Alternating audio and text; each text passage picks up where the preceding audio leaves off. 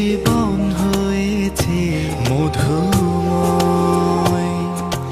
যদি তুমি দূরে কভু যাও চলে, শুধু মরণ হবে আর কিছু না।